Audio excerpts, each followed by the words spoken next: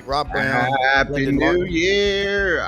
Hey, it's a great year. You want a slogan to live by this year? Hey, dreams kill fear. Keep dreaming, keep following the process, and don't ever let up. John Hartwell's going to join us. So weird. What? I have that tattoo. Dreams. Yeah. Dreams. Audrey sent me a Power 6 that I'll share with you. It's good. John Hartwell checks in with us from down in Louisiana in Monroe. Franz Beard will be on a little bit after this.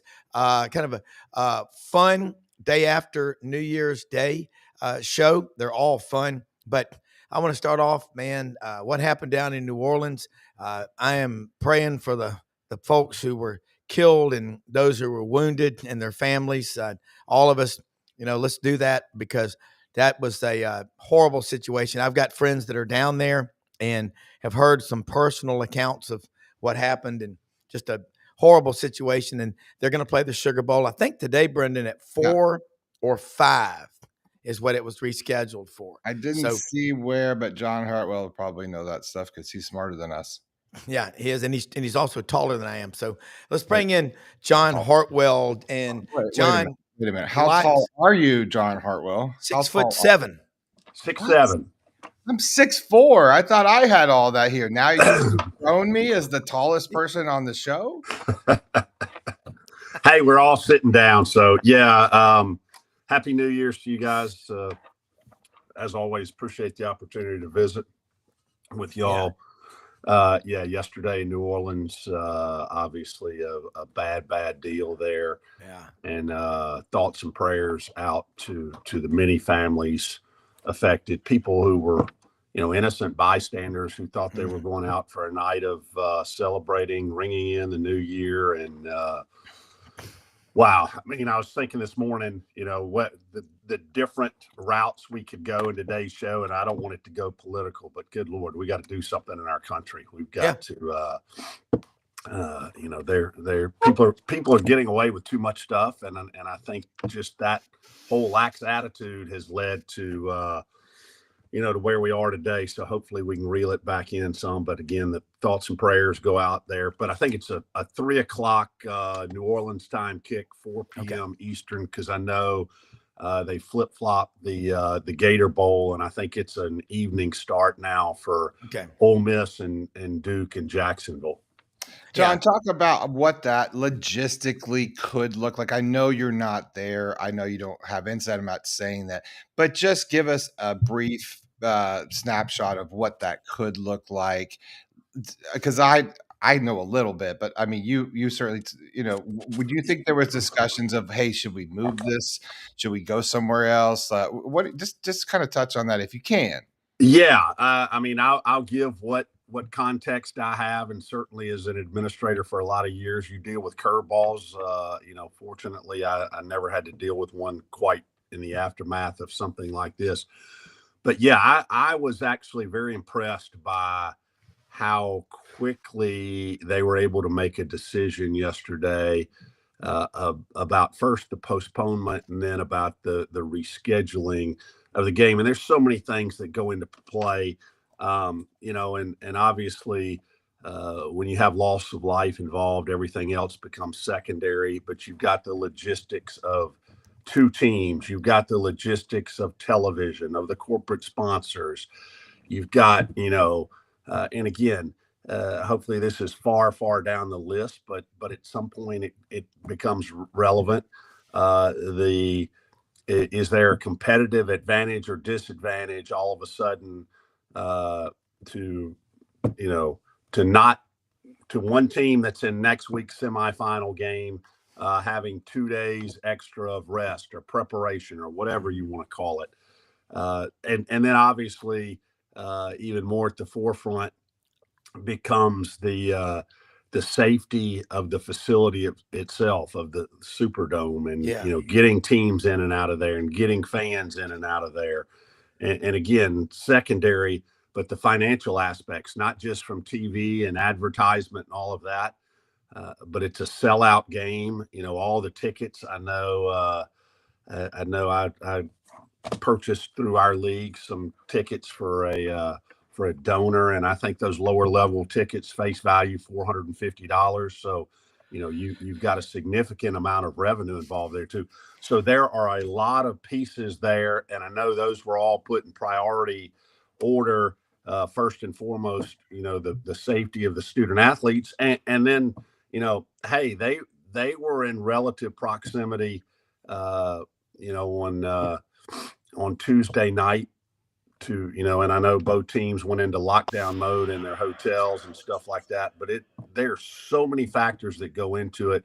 And I applaud, the state, local, and federal authorities working with the CFP folks, working with the Sugar Bowl folks, working with the staff at both Georgia and at Notre Dame to get the thing rescheduled. Yeah.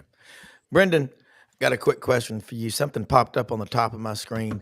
Google Chrome isn't your default browser. It says in blue, set as default. Should I click that button? Yeah, go ahead and set it as default. Okay. And that's, that's probably one of the challenges they're having out there right now. It's the default Google browser. No, I'm just kidding. Just try to transition that. Yeah, just go ahead and say you're fine. I was, John, I was trying to talk about this to a couple of people yesterday. We were discussing it, and they said, well, you did TV production, all that kind of stuff, worked in big box production, I call it. And I said, it's not so much what you do necessarily with, TV land. I said, you have to think about production land. That building works. That building's got a schedule. That building just doesn't hang out and wait for that bowl game. That building's got a turnover, and that building works almost every day of the year. And if it's not working, that's being turned over to work. And by meaning there's courts, there's things, there's fields coming out, there's things changing all the time for concerts, all that kind of stuff. Logistically, you can't just take a day off in the town of New Orleans. You can't take a day off because now you're backing up hotel rooms. People got to come and go. This is a major, major deal to even postpone it. I don't know. I guess there's no question in there. I guess this is more of a comment. Would you agree with that or not? Yeah. And the things I didn't even look at that probably come into play. Hey, were the Pelicans scheduled to play at home tonight, right? The NBA team, and what does that do? Obviously, they're not going to have both of those events going on. And if they were playing, what hotel is the visiting or was the visiting team playing in? Yeah. So many components there to deal with. And I didn't even look to see last night what on basically a 6-8 hour notice, what was even slotted in the time slots on ESPN or any of the other stations that the game was scheduled to be on last night, what they were able to do, content wise for last night and what they had to shift around for tonight. Well, this is where a lot of times their secondary and third channels come into play. I know at Altitude Sports and Entertainment, we used to call it the Deuce. When we had to kick over and we had a Nuggets Avalanche game combined at the same time, So I think what you see is internet comes into play here too. A lot of these regional games get bumped down to regional broadcast, get to, streaming only or ESPN Plus. This is why these things actually, a lot of times are in play because it's like canceling a flight, right? It's the same thing. You cancel all the flights in one day. You're going to have to, you get that backlog. Similar situation here. And certainly for TV, they have to have that overflow option. Yeah. I mean, I can imagine thinking about the game today. It's that 48 hours of rest you're not going to get if you're Georgia. And I fully expect Georgia to win. And it's the Superdome. God, it's coming up on its 50th anniversary. I think it opened in 75. Yeah, it is. 50th anniversary. It's not my favorite place to watch a football game. I'll tell you that. Yeah, it's massive, but it's got an aura about it, and it's been rebuilt and refurbished many times. John, looking at football, what this playoff is done, and Brenden was right when he talked about it Tuesday. I've followed Kenny Dillingham since I think he was at Memphis briefly with Norvell. Then he went to Auburn. Then he went to Florida State. Then he went to Oregon and Arizona State. And I was sitting there. I've watched this guy Scatterboo play all season long. And They showed his parents up in the stands. This guy is just tough as a $3 steak, and that was a hell of a game. And I mean, you people, again, Brenden talked. We had Ken Capps and Ruben Pizarro, who does the Spanish broadcast of Texas football, on the show Tuesday morning. Damn, they played a full 60. Texas looked like they were pulling away. That game's 24-8 with less than 9 minutes to go. And that was the best 9 minutes plus overtime I've seen in a while. But Colt McCoy made two of the best throws right down the middle, threaded it like a needle. What do you think the TV numbers are going to be like off of all this? Yeah, it was a tremendous game, and I'll say this, and again, with no, with totally understanding the situation yesterday in New Orleans, and then with the car bomb in Vegas, in Las Vegas yesterday. Yesterday really in a 20-hour time frame, maybe even a little less, tells you exactly why sport is so important. And again, the relevance of sport, who wins and loses compared to lives being lost, irrelevant. But sport is an escape. And I tell you, you could not have asked for a more compelling game yesterday afternoon than that Texas Arizona State game. And let me tell you this, just as a personal note here, and again, being in the business many years, pie is wine. I actually, when I ultimately hired Blake Anderson in 2020, late 2020, December of 2020, to become the head coach at Utah State, I interviewed Kenny Dillingham in Tallahassee. He was a 30-year-old coordinator at that time for Mike Norvell. 30 years old, and he looked about 17.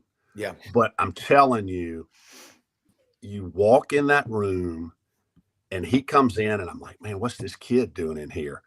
And about 90 seconds into the interview, I'm like, damn, he's got it. He has got it. And you quickly, it evaporates the, gosh, what is this kid going to talk to me about? He is special. And clearly, the players love him. You look at the post-game interviews, the emotion, they'll run through a wall for him. I think Scatterboo could run through a wall regardless, but I mean, unbelievable football game. And we could probably spend an entire show on the no call on the targeting. And I agree. I read a quote this morning from Tim Brando, and, when you have an on-air personality like that, be so strong about that call, the subjectivity in targeting, and especially when in the first half of the game, Arizona State lost arguably one of their best defenders, was ejected from the game for targeting. Yeah. It's a problem. And as somebody who is in the business every day, we've got to come up with some defined, held to attributes of targeting, or get rid of it totally, because it is totally subjective. Who knows whether Arizona State would have made the field goal at the end of the game yesterday, but they damn sure would have had an opportunity. I agree. Well, I'm going to say this too. The targeting, when we have Steve Shaw on, who's in charge of NCAA officials, he points out that there's one targeting call for every 5.2 games played. But it seems like in the SEC and among the top 25 teams, there's a lot more. And but I'll take his word for it. I don't have any reason to doubt him. I like him. I trust him on that one. But I think that what we saw in college football yesterday, Arizona State, Kenny Dillingham, this guy is a savant. And I've watched him. I know what he did with Bo Nix the 1 year he was at Auburn. Bo had his best year ever as a true freshman. And everywhere he goes, he does great things. And I just can't. I was at a party yesterday watching the Texas-Arizona State game with people. And again, everyone kept saying, God, this Arizona State team will not say uncle. And they played a full 60. And they're just going to get better. And I will say, I think the TV numbers should be really, really good. And again, after what happened in New Orleans yesterday morning, and then in Las Vegas yesterday, here we got this game we're watching, and it says a lot about just how we are. I mean, you couldn't help but think about what happened, the horrible stuff, and you watch that game. And I think, tonight in New Orleans will be, or today at 3 o'clock, 4 o'clock Eastern, be a different setting. Franz Beard, one of the best out there, one of our favorites. Good morning. Happy New Year. You are just, you are a fountain of knowledge. You watched the events from yesterday morning. Hell, I'm out in the duck blind and I start getting these texts and I'm like, holy cow. I didn't even know that had happened. But kind of walk us through your yesterday on the first day of 2025, which lot happened from opening gate. Well, first off, I want to say this. The officials who swallowed their whistles on the Arizona State game, they need to be banned. They shouldn't be allowed to call a peewee game, period, because that was gutless. Yeah.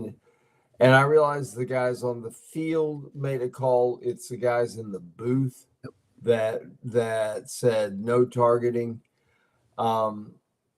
But they all swallowed their whistles, and they should all be banned from. At least we've got to start doing something that really is meaningful to improve the officiating. For example, give them a 1-year suspension.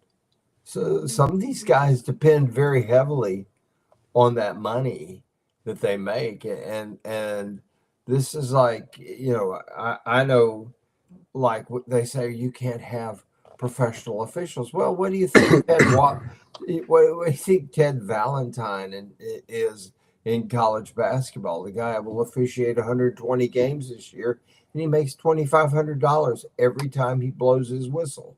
Every time he steps out on the floor to blow his whistle.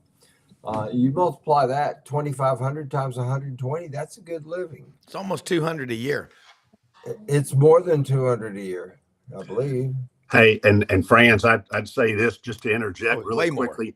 His length of time in a game and the leagues that he officiates, he's really making about $3,800 a game. Plus, they get paid expenses too, and they can finagle their schedule to where they make even more than that. I mean, he's probably clearing closer to $5,000 per game if he's handling his travel right. So it's significant money. Yeah, he's making about $325,000 a year. Yeah. Yeah. That's really, I've heard that before. We have some friends that are in the local officiating business in Ocala, and it's a hard business, right? Like tough business to get into. It's kind of like, I don't know. I always try to look at it from the 30,000 foot perspective, right? And it says, well, it's like teachers, right? It's like, well, if we could start paying teachers to be in the classroom what they're worth, and maybe the teachers wouldn't want to leave the classroom. It's like, if I'm out on the field, with a bunch of, these players now getting paid all this money and I'm struggling or whatever, I think the psyche goes a little haywire at some point. Life happens, right? And it's hard to, and I think I think some people have a weaker mind and a weaker moral set and a weaker, and their values may be skewed, or maybe they have a gambling addiction or a problem. And this is where people come in and they take advantage. And it's sad in a lot of ways because, we don't want to remove the human element, right? We don't, but you can have activist officials. And I get this feeling sometimes if you've got some teams that are in the running late season for the playoffs, and they're playing a team that's 4-6 or 4-7, it's like we cannot afford for this team to lose. We've got to get the money. I just get the feeling we see it's almost like a screenplay sometimes. Like the other team is merely a stage prop. And I think we've all felt like that with our favorite team, college or pro, whatever. I do think the NFL has a script that Roger Goodell and the people in New York come up with before the season, because when the Patriots were hot, they just always got the call. It seemed great teams make their own breaks. I will say that. But that Arizona State game, and a lot of people are commenting, Texas always gets the benefit of the doubt. Arizona State showed the nation that they are for real. And I don't know what your Scatterboo is, but that guy is going to have a cult type following in the NFL because he is relentless. I mean, he is, talk about Johnny Football with Johnny Manziel. He is dynamite from a marketing standpoint. I mean, watching him run up the middle there late. How tall is he, guys? 5'8"? Well, they list him 5'11" and 220. If he's 5'11", then the Lakers need to call me because they need me to play. He's 5'11" and his afro. I mean, Brendan's 6'10". They seriously need me in the post if he's 5'11". I've seen you standing next to Bruce Pearl before, Franz. You're 6'3". I mean, 6'4". I'm 6'1", and I could, let's put it this way, I could post up Cam Scatterbo even at my age, let's put it this way, I'm an old fart now. I want that money. I want some of that action. but I'm guessing he's like 5'9" and about 225. You know what he looks like physically. I don't know if I'm old, so I remember this. And there was a guy named Don Nottingham. They called him the human bowling ball. He played with the Dolphins, and he was I would say when he wore his cleats, and most guys do wear cleats when they play, was 5'9". Yeah. Without his cleats, I would say maybe 5'7.5". Yeah. And this guy is listed 5'11". I'm guessing 5'8.5", 5'9" at 9 when he doesn't have his cleats on. But we put too much emphasis, for example, in guys' size in the NFL. Look at some of these guys right now who are succeeding in the National Football League at quarterback. Bo Nix is. Bo Nix is maybe 6'1". Yeah. Maybe 6'1". Yeah. Jaden Daniels is maybe 6 foot. Mm-hmm. He's 6'1" in his cleats. I've stood next to him when he came off the field at Florida in Gainesville. He came running right by me. He's maybe 6'1" in his cleats.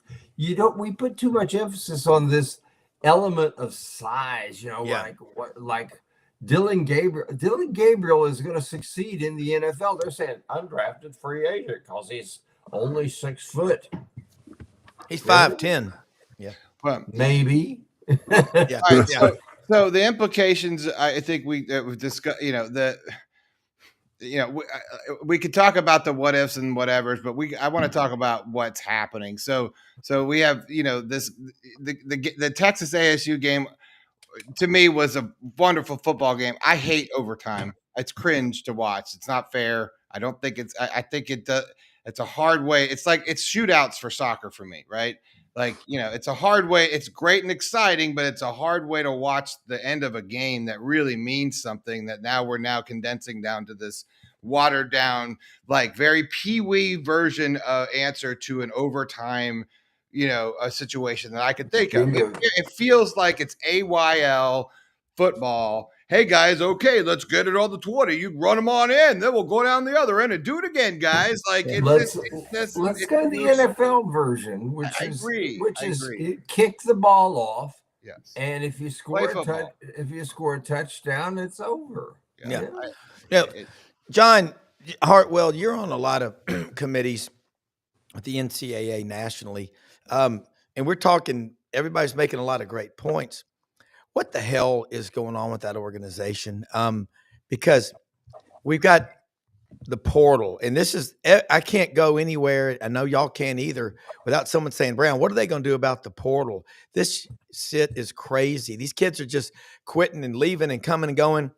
And nowhere else can you really do that. I mean, you can switch jobs every 6 weeks if you want to, but you're not gonna get anything done.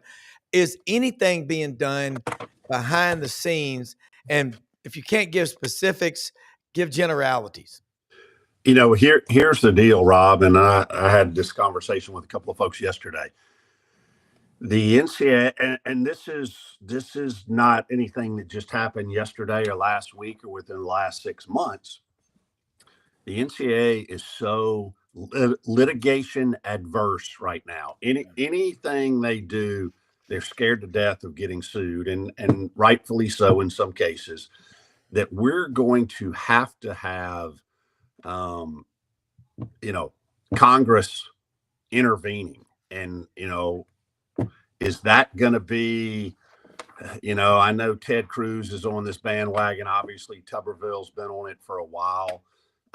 That's the only way something's going to get put in place that is not going to be subject to a whole litany of lawsuits on the backside of it. And it is crazy. I mean, when you think about, Quinn Ewers and what's happening, is there really a $4 million, $6 million? I've heard all kinds of different numbers out there for him to, go somewhere else and play an additional year in college football. Because if there is, that's a whole lot better option for him individually, whatever his allegiance may be, than going to the NFL. Why go to the NFL when you can make $4 to $6 million for another year in college? So those are the kinds of things that are going to have to be rectified for us to keep from having a major collision somewhere coming in this whole deal. I mean, and I know that sounds simplistic, but the only people winning right now are the attorneys and the lawsuits that are being filed. And again, I look from our situation, and we have the leading true freshman rusher in FBS the entire year. Yeah. And his situation, I understand. Was he getting some NIL money here at Monroe? Yeah, he was getting $4,000 or $5,000 a month. But he now goes to Missouri after taking visits to Eugene, Oregon. And ironically enough, he took a visit to Eugene. He took a visit to Tempe. He went to Oxford, and he's going to go to Missouri. But I mean, it's going to be exponentially, probably 3 to 4 to 5 times the monthly amount that he was getting here. So you can't blame individual kids, but somewhere there's got to be some parameters and guardrails put in. Yeah, and look at the basketball teams that have a lot of seniors. I mean, Pearl's got 10 seniors at Auburn. That's what we see in the March Madness. The teams that have played together 3 or 4 years beat these teams that are full of, ringers that are there for a check and a cup of coffee. It's hard to build a culture. And where I'd like to see an FBI psychological artist rendering profile of the typical NIL donor, okay? Because they ain't my clients. And I deal with some people that have a lot of money, and they're not, they hate it. I've talked to the biggest booster at a couple of SEC schools, and they will not touch it. So who's giving to it? And here's the other thing. Somebody is. Here, did you all see that article? Yeah. It was a column about. I know we could talk about NIL. The problem is that it is a problem. I heard several people talk about it yesterday, and they're like, "I'm so tired of talking about NIL because we don't even know what the problem is. Like we don't know." Hey, Rob, let me give you just a snapshot here. You talk about tonight's game. You've got Riley Leonard going against Gunnar Stockton, and Gunnar's the backup who pressed into duty due to injury. But Riley Leonard, and I know Riley's dad. Riley's dad was a guard, Chad Leonard at the Citadel. Played there after I played there, so I know him a little bit. obviously know some people from Fairhope that know him as well. But you talk about a hired gun. I mean, he goes to Notre Dame for a year. It's not like his family is standing in the free cheese line by any means, but it was a financial investment, and they were able to do it. So you contrast that, and he's a great kid. I'm not knocking him or what he did at all. But then I'm reading an article a couple of days ago about Gunnar Stockton showing a picture of his pickup truck. He drives a pickup truck that has 300,000 miles on it. His family are farmers in the state of Georgia. He said, I'm not going anywhere else. All I ever want, I didn't, I was the backup and that kind of sucked. And, but I was going to bide my time because the University of Georgia is the only place that I want to play football. And again, human nature tells you, hey, when you look at those two stories, kind of which guy are you going to pull for probably? Well, Cam Scatterbo had numerous opportunities to go places last year. Yeah. On a 3-9 team. And he stayed. You've got kids who do stay, but the problem isn't that. The problem is we don't have any guardrails. I'll give you a set of things I've been writing about. Okay. You make it so you cannot transfer till you've been one fall and one spring at your school. You cannot transfer if you're still taking a remedial course. You can transfer, but you're going to have to sit a full year. You put a few things like that. If you don't have a 2.5 GPA, you cannot transfer unless you sit a full year. You got to give guys incentives to do well where they are, and you have to give them. If you're even thinking about transferring, you got to have a set of guidelines in place. Yep. And the second thing that's got to happen is the NCAA has got to go. We've got to, if you want to stay in the NCAA, stay in there for gymnastics and women's sperm whale harpooning and things like that. But get rid of the NCAA for football. Yeah, we got to do something. Yeah, let me say something about one of our sponsors, Winter Timber Outdoors in Athens, Alabama, up right next to Huntsville. They're going to grow in the footprint of the Southeastern Conference. And more people I'm finding are going there, or they're calling them, or they're ordering from them. And they broke ground back in mid-November in a new store in Auburn, expected to open up this spring by June. They're going to be looking to Gainesville, Athens, Fayetteville. They're going where the SEC is. That's why they partnered up with us. All the shooting sports and everything that you hunt, from dove, ducks, deer, quail, pheasant, grouse, big game, Dall, sheep, elk, moose. They can outfit you. They're a big Sitka dealer, Dixie decoys. They've got that. All of your shirts, pants, coats, jackets, deer stands, everything that you need to be outfitted. And they've got over 2,000 shotguns, rifles, and handguns in the store. The first thing you will notice when you go in there is the competence of the staff. They know what they're doing. They hunt. They're outdoorsmen.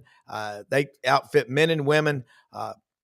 Tell you right now, call them up. Let them know you heard about them on Sidelines. Go to the website and check out their collection of St. Nick's knives. These are beautiful knives. They've been making them a long time. Started out down in Orange Beach years ago, but they've got everything you need for your dog as well. To me, as a longtime hunter, nothing's more fun than hunting with a well-trained dog. It just makes the hunt so much more fun. Winter Timber, take a picture of that QR code. Let them know you heard about them on our show. All of our sponsors we're so blessed to have. And this is a cool discussion. There was, Franz, along the lines of what you said, and John, you know this as an athletic director. The kids are still in school. And I know in business, I've moved before, and I had a 5-year contract. And I know what I got when I did it, and I know what would happen if I moved 6 months into the first year. I know you have to, most people that get these big upfront checks when they move, blow it. and they just go crazy. I don't care who you are. So if I had an 18-year-old kid and some school was offering him 7 figures of NIL, I mean, that's my child is 18. He can do what he wants, but I've raised him the right way. And the greatest thing I've heard from my son recently, both of them, is I'd rather have $100,000 in the stock market than a $100,000 car. I'll pay $5,000 for a used car. That's financial literacy. Hi, sports-wise, guys, and Brenden and I, we have more fun every day talking to smart people like y'all. Let's talk about this Georgia Notre Dame game tonight. It gets a different set of circumstances right now. And Gunnar Stockton is from Rayburn County, man. Lake Rayburn. I think that's where Nick Saban has a lake house. Not too far from there, just northeast of there is the Chattooga River, Bull Sloughs, Class 5 Rapids. That's where they filmed the movie Deliverance, I might add. This is a tough-ass kid. And he is why we love college football. Riley Leonard, Fairhope, good kid. I'm pulling for the Dogs because they're in the SEC. Let's break down this matchup. We've talked with Tony Barnhart this week. We talked with Jordan Hill, who covers Georgia for us.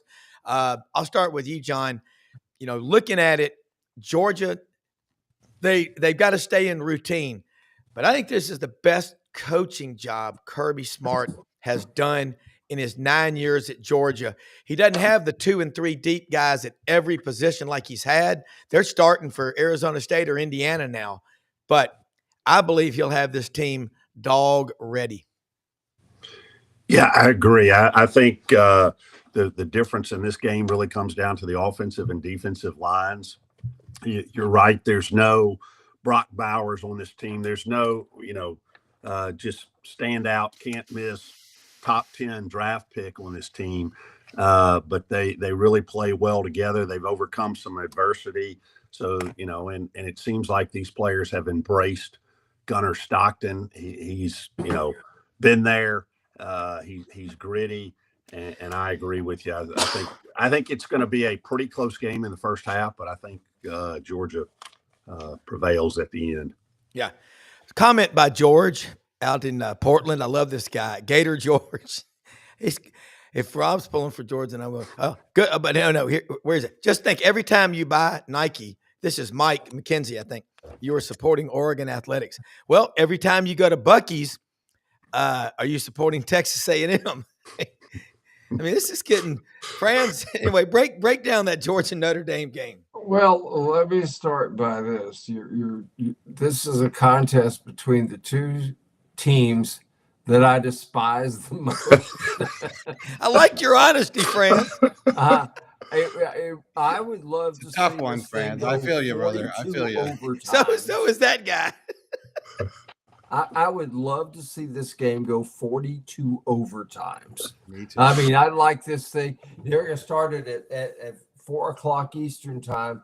I'd like to be up at 3 o'clock in the morning waiting for somebody to win the game. God. I mean, it's that bad. Well, no, because that's how I felt, Franz. That's how I felt about Texas last night. I was like, man, I'm not happy to pull for him. I like watching Sark struggle to the end, and then, all right, you can win.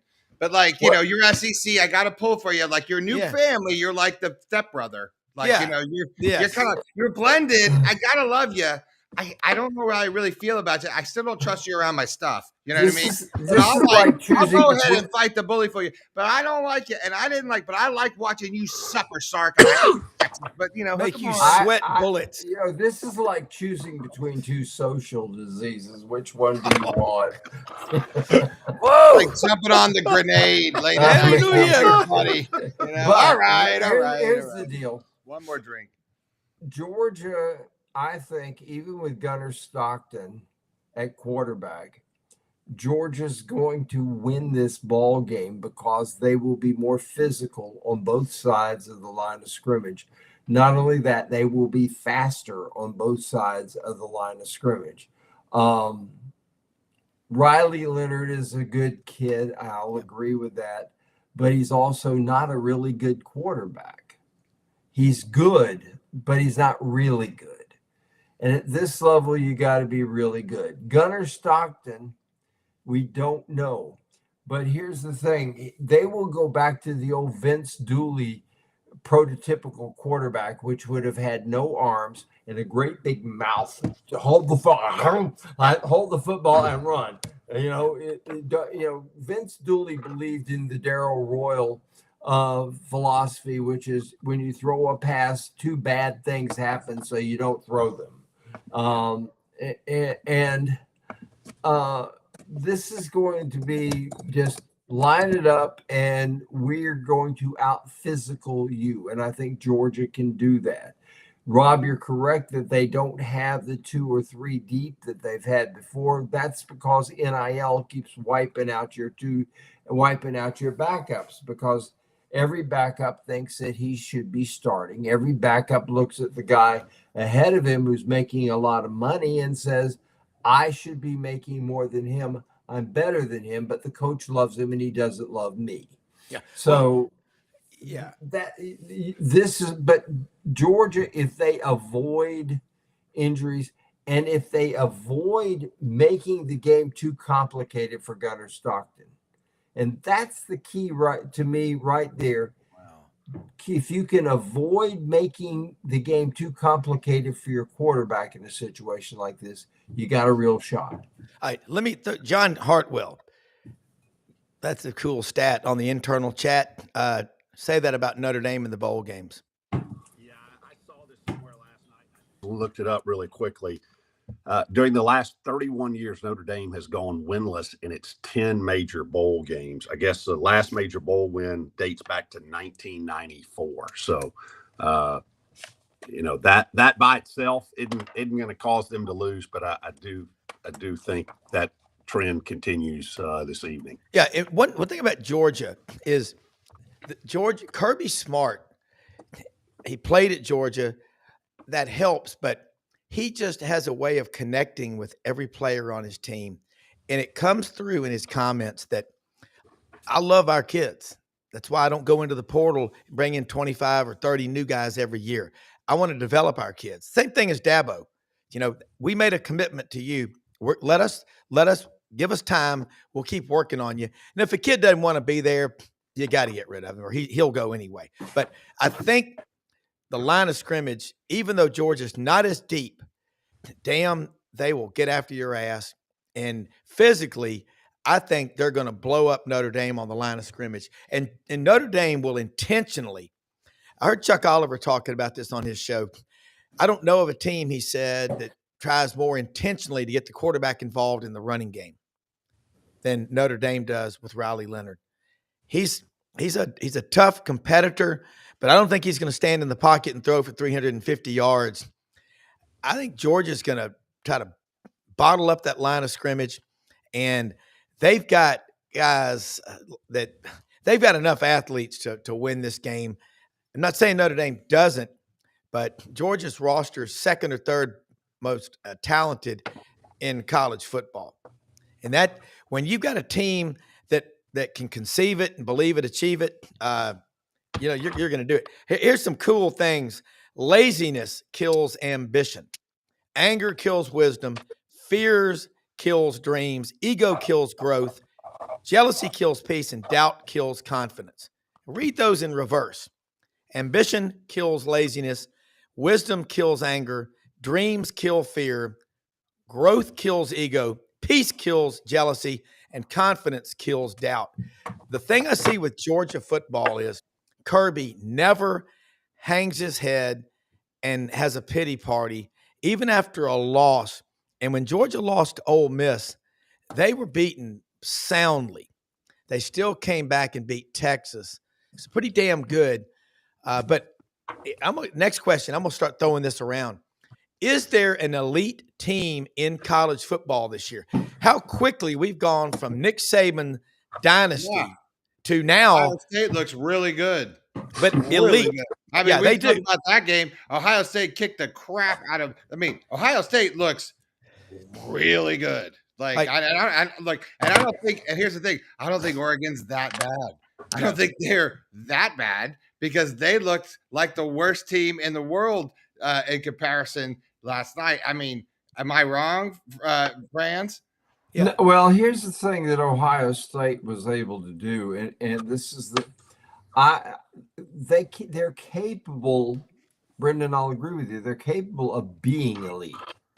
They've had 2 games in which they showed that they can be, but they've also had games like Michigan when they showed they can't be. My theory on this is that Chip Kelly came to Ryan Day and said, "You got to give me more latitude. You know, the way we're playing, our quarterback sucks. But if you give me some latitude here with the play calling, he can be adequate for us." And I think that he is adequate right now.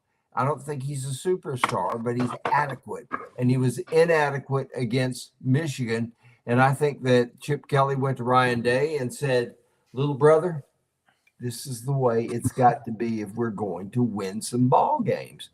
Now, are they capable of being bad? Ohio State, yeah, but maybe they're that team that's on a roll. Billy Donovan said it best back in 2006. He said, "Are we the best team in the country? I don't know, but we're the only one that went 6-0 at the end." Yeah. And that's what's got to happen here is somebody's going to have to go 4-0. Yeah, right. Franz, I agree with that point about what Billy Donovan said and the coaches. What's really funny is Ryan Day and Chip Kelly are both from what state? New Hampshire. That's right. The Granite State. You know, live free or die. It's their license plate. It's amazing what Ryan Day, and I think the best and the worst thing that happened to Ohio State was to be beaten at home by Michigan at the end of the season, November 30th, because that Ryan Day, it did something, it lit a fire under his ass, and that team is now living up to expectations, and they're really good. Let me say something. Hewlett and Dunn Boot and Clothing Company. I'm taking a friend's pair of boots out there. If you've got boots and you want to get them restored, there's nobody better than Hewlett and Dunn. They've got folks that do this full time, and they've got over 7,000 pairs of boots in the store. They've revamped the website. They've got men's and women's clothing, shirts, all the Barber, Filson, Duckhead, STS, Pendleton, Schaefer, Duckheads, Old South, Devil Dog jeans, you name it, they've got it. They're open Monday through Saturday, 10 a.m. to 6 p.m., and they will ship anywhere.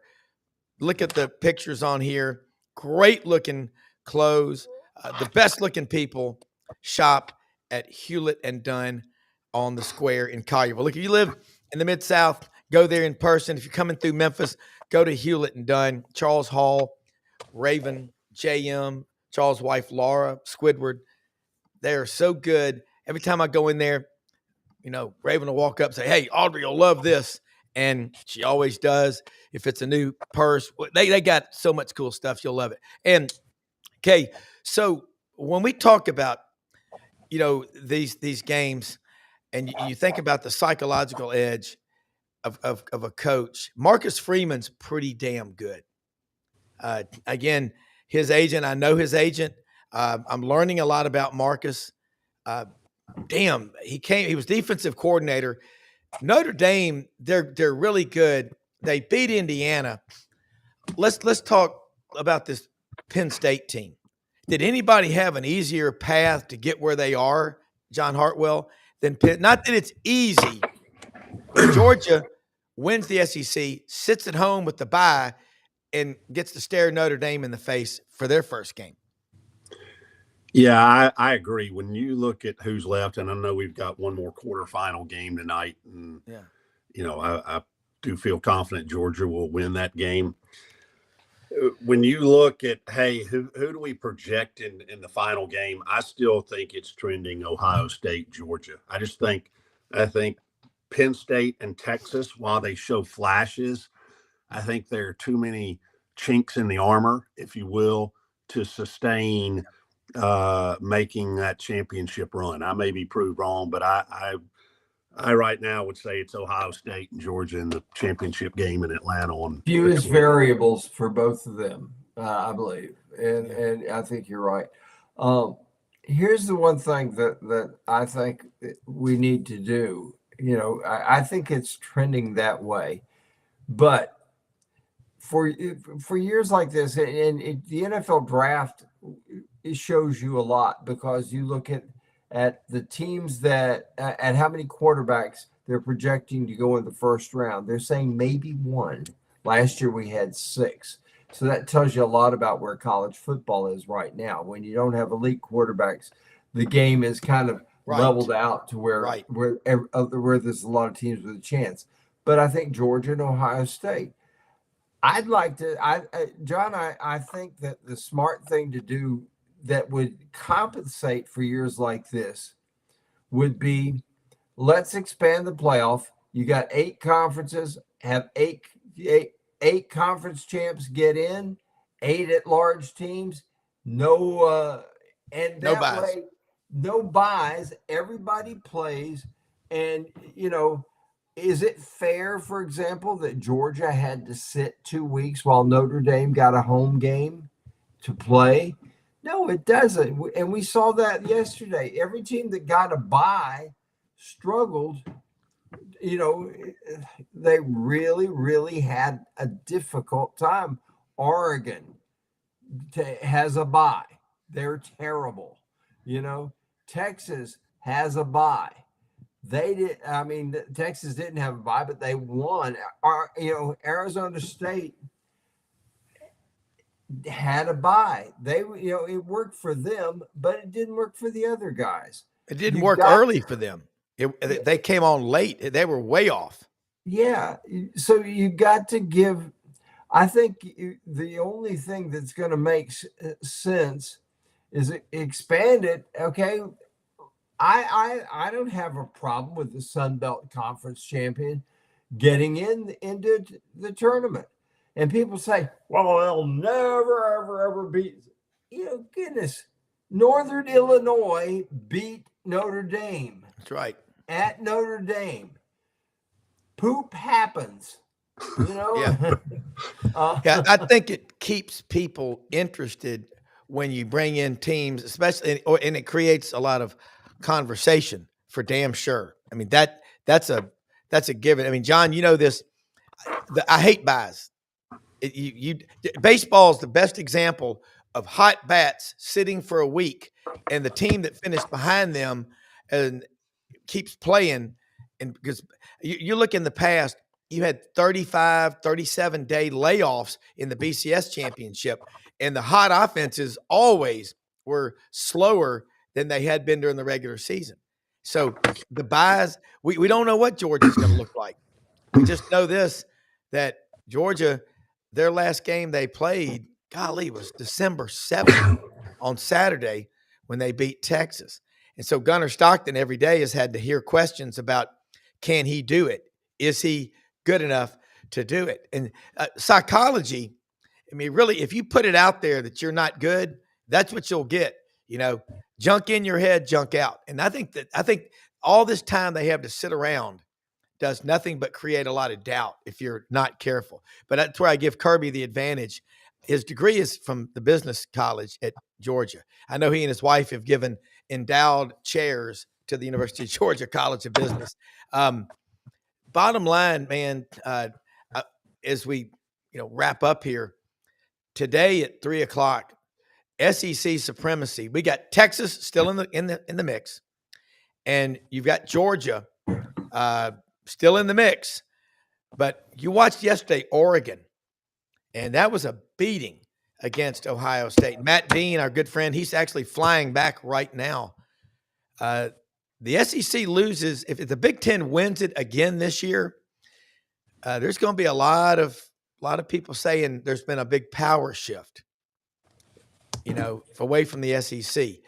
And I think what the SEC better do quickly is get some quarterbacks. And, quarterbacks are, as far as elite teams, we're not getting them. Look how sloppy the play is. Like if Georgia wins today, the SEC ain't doing too bad with 50. No, I'm saying that's why this game is so big. SEC, it is big. I think it's a big game. I think it's a bigger game because everyone's holding their collective breath. I think everyone wants to get this game over with and make sure nothing bad goes to happen. Nobody, There's a lot of anxiety, Brenden. In my column, I wrote words of wisdom for each coach, and for Kalen DeBoer, I used the quote by Casey Stengel: "If anyone wants me, tell them I'm being embalmed." Did you see the meme on social media of Kalen DeBoer looking in the mirror and looking back at him as Brian Harsin? Oh, God. Wow. Well, I don't know. Social media, like we say that, we have to drill down like Twitter or something. X. Yeah. I saw it on X. Hey, let me say something. By the way, Sugar Bowl time is official from the 4 p.m. Eastern, rescheduled on ESPN. We're on the crawl. I just looked it up on their website. So check it out today, 4 p.m. Eastern, 3 p.m. Central. You guys are talking 3 p.m. So those of us that are on the Eastern right coast. We're correct. Hey, let me say something real quick about one of our sponsors, Brenden, before we get away. Landers Hold on, Ford. Franz, what you're saying, don't forget what? Sorry. Go ahead, Franz. What I was saying is, don't forget we have Ole Miss versus the Dukies tonight in a game that I'm sure everybody's sitting on the edge of their seat waiting for the outcome of that one. I mean, my heart is beating. All I can say is we have this ball game that they're putting on after the only games anybody's interested in. And it's going to be cold in Jacksonville. It's cold right now in Tavares, Florida, where I am. It's 48 degrees here. It's Arctic. I'm telling you, it's not even showing up to this game. I heard he's out for he's injured or something. I don't think anybody wants to play this game. Yeah, y'all are right, and I can't ever remember the Heisman Trophy being just covered up. It was like it was a cover up. There really was a Heisman Trophy. This playoff thing, we got to find a way to incorporate the bowls, guys. But let me say something before and I'll come back after it. But I want to say something about another one of our sponsors, Landers Ford.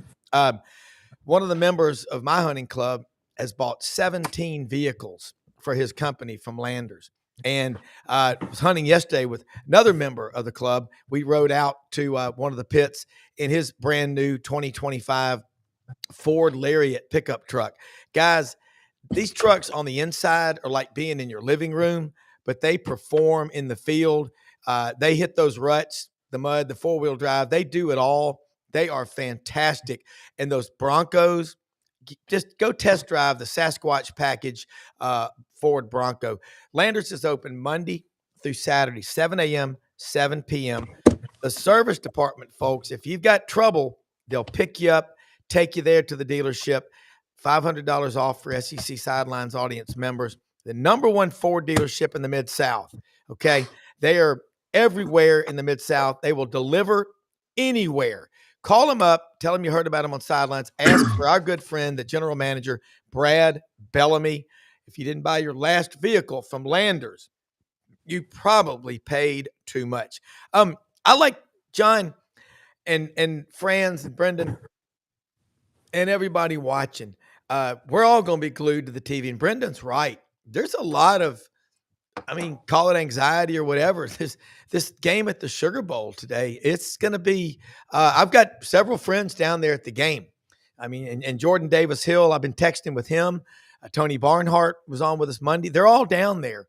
I imagine you might want to be leaving right after we go off the air to get in line, because wouldn't y'all think security is going to be pretty damn tight? But we also, Franz, you hit on it. They're bringing it right after that. You're bringing the Gator Bowl. Brenden referenced it. Scheduling, that's a mess, because that game was supposed to be into itself. Now it's going to have to follow Georgia Notre Dame. That's tough. But guys, final comments. And let me say, we live in the greatest country in the history of the world. We're the most blessed people. And most often we find the face of Christ in the least among us. Don't ever forget who you are and how you can go out and help people make it happen. John, closing comments. Yeah, as we were talking about the logistics at the top of the show, and that's one of the things that had to be moved, because obviously the CFP game in New Orleans takes precedent over that Gator Bowl, and I'm sure that wasn't necessarily the conversation the Gator Bowl committee wanted to hear. Is, hey, we're going to play this game at 3:00 for these teams. One from a safety component, the other from a trying to mitigate as much of the competitive disadvantage we can as part of that. So, but that's something they're going to have to deal with along the lines. But hey, I think today is going to be a great game. You make a great point though too. I think you're going to have a lot of people watching this game today who may not necessarily be college football fans, just saying, hey, what's New Orleans going to look like on the backside of this? And I'll say this, Governor Landry and his group here in our fine state of Louisiana, I think they've done a good job. I'll say this, I think you're going to get some transparency and some answers on the backside of this. They're going to be good, not just for New Orleans or the state of Louisiana, but for our country as well. Absolutely, John. Thank you. Franz? Well, my heart goes out to all these people in Louisiana right now, because their state is getting a lot of bad. People are going to say, well, Louisiana's bad. Look at what happened there. All these negatives that are going to happen, and they always do with something like this. So I lived in Louisiana before. A wonderful place, good people, etc. They're going to do their best in New Orleans to make this a normal day, but it's not normal there, and it's not going to be. So my hats are off to everyone who is brave enough, and I say that because if your kids are there in New Orleans, what do you tell them? Look for pipe bombs on the street, or whatever like that. It's a terrible situation, and it puts a bad, a cloud over the Superdome where they're going to play the ball game. I mean, it's, we were having a really good playoff, and then this happened, and I don't like it. Now I'll make one other comment, and then you can kick me out of here. It's ridiculous that we've allowed ESPN to dictate college football, but they do. And it's time to give ESPN the finger and say, yes, you give us all this money, but we have the product. Therefore, we have a say in this, and you're going to have to tighten some things up. We cannot have the Bahama Mama Bowl being played in Jamaica before 3,000 fans, or whatever they want to call it. And look at the attendance of these bowl games. It's not there. Look at the attendance at even these playoff games. They're not playing to full stadiums. Something's got to give here. We got to make this. We got to do something to make college football better. Rob, you've said all along that college football is going to survive, and it will. But at what price does it survive? And does it really put college football's best foot forward? This is an important offseason. We got to take the time to start addressing problems at their root instead of symptoms, which is what we always do. Don't play kick the can. Franz, great job as always. Brenden, you are in St. Augustine, man. I hope you and Stella are having a blast down there. An awesome show today. Great comments that you bring in. And you're right, damn Arizona State. Look, just being neutral, that's great for college football, but this is the topic we're going to get in tomorrow on the roundtable. The attendance. Why is the attendance off? Probably, Brenden, because those fans are going, okay, I might have to do this 3 or 4 weekends. That's why. Wouldn't you agree? Yeah, well, I do agree. But look, I'm just more of a in the moment kind of guy. We have a lot of offseason to discuss all that kind of stuff, but I'm excited about Georgia. I am too. Seeing this Notre Dame game tonight. Last night was exciting to see all that play out. I was glad to see the SEC come prevail, even though I hate rooting for Texas, but whatever. But Brenden, but they're still family. So you were right about Texas though against Arizona State, because you've lived out there, and they play damn good football, and you know what? That's going to fuel interest for college football around the country. But I've got Georgia to win 20-17 today at 4 p.m. Eastern. We'll be back tomorrow, man.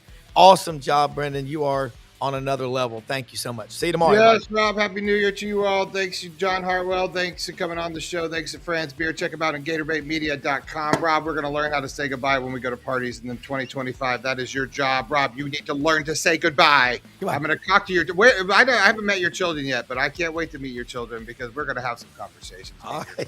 All right. Thanks to all of our sponsors. Check out Sidelines.live for all of our information on more of our sponsors. Check us out on YouTube. Check us out on Twitter. We've got QR codes flying around for all of our sponsorship. If you want to advertise on this show, please contact us. It is easy to do. You can find us on Facebook. Message us there. Message at Rob Browne on Twitter. I'll pop that QR code. If you in 2025 you want to get one of your QR codes up there and be one of the cool kids on the block, please contact us. We would love to have your business. So support us, our show. We'll support you. Follow us, like us, hate us. We don't care. We speak the truth. Thanks for joining us. It's going to be an exciting new year. And yes, we're going to teach Rob how to say goodbye in 2025. Good night, everybody. Love you, John Boy. See you in the morning. Okay. See you in the morning. Go Dogs. Ah!